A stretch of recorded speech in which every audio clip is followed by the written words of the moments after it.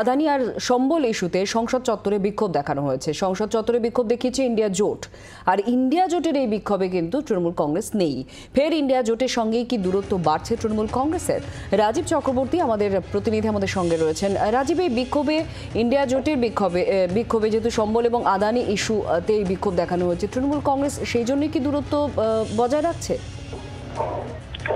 একেবারেই সেটা বলার পরিস্থিতি তৃণমূল কংগ্রেস বলতে পারবে ভালো, কিন্তু তৃণমূল কংগ্রেসের তরফ থেকে এই বিষয়ে যে বক্তব্য সামনে এসেছে তা হলো এই যে আদানি এবং সম্বল ইস্যুতে বিক্ষোভ হবে সংসদের গেটে, যেটি মকরদোয়ার, সেখানে এই বার্তা তৃণমূল কংগ্রেসের কাছে পৌঁছয়নি। তৃণমূল কংগ্রেসের লোকসভার দলনেতা সুদীপ বন্দ্যোপাধ্যায় আমাদের সেটাই জানিয়েছেন। তিনি জানাচ্ছেন যে এরকম কর্মসূচি নিতে গেলে সেই খবর পৌঁছতে হয়, আগাম জানাতে হয়, সেই আগাম জানানো কিন্তু হয়।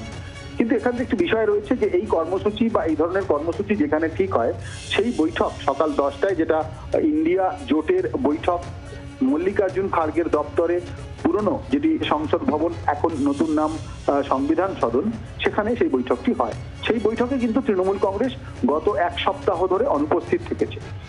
গত সপ্তাহে যখন সংসদ অধিবেশন শুরু হয় তখন থেকেই অনুপস্থিত থেকেছে, গতকাল সোমবার অনুপস্থিত থেকেছে, আজও অনুপস্থিত থেকেছে। সেক্ষেত্রে তৃণমূল কংগ্রেসকে জানানোর হয়েছে কিনা বা জানানোর ঠিক জায়গায় আলোচনা হয়েছে কিনা সেটি একটি বিষয়, কিন্তু তৃণমূল কংগ্রেসের অনুপস্থিতি এটি অত্যন্ত গুরুত্বপূর্ণ। তারা জানাচ্ছে তাদের নিজস্ব কিছু ইস্যু রয়েছে হাতে, এবং যেমন তার মধ্যে মূল্যবৃদ্ধি, বেকারত্ব, যার মধ্যে বাংলাকে বঞ্চনা ইত্যাদি বিষয় রয়েছে, এবং সর্বোপরি তারা আজকে বাংলাদেশ ইস্যুটি 0 আওয়ারে উত্থাপন করবে। তাই তাদের কাছে সেটাই ফোকাস। কিন্তু ইন্ডিয়া জোটের তরফ থেকে আজকের এই কর্মসূচি যে ছিল সেটি জানানো হয়নি বলে সুদীপ বন্দ্যোপাধ্যায় জানেন। ধন্যবাদ। সুদীপ বন্দ্যোপাধ্যায়ের বক্তব্যই তিনি বলছেন যে তাদের জানানো হয়নি আজকের এই কর্মসূচি সম্পর্কে। কি বলছেন সুদীপ বন্দ্যোপাধ্যায়, তৃণমূল সাংসদ? শুন। আমার কাছে খবর নেই। একটা কর্মসূচি নিতে হলে তো ফ্লোর কোঅর্ডিনেশন ঠিক মতো রাখতে হবে, খবর দিতে হবে, জানাতে হবে, কিন্তু আমার কাছে এটা নিয়ে কোনো খবর নেই। আর দ্বিতীয়ত আমরা আজকে বাংলাদেশ ইস্যু নিয়ে ভীষণভাবে ব্যস্ত থাকবো এই কর্মসূচি।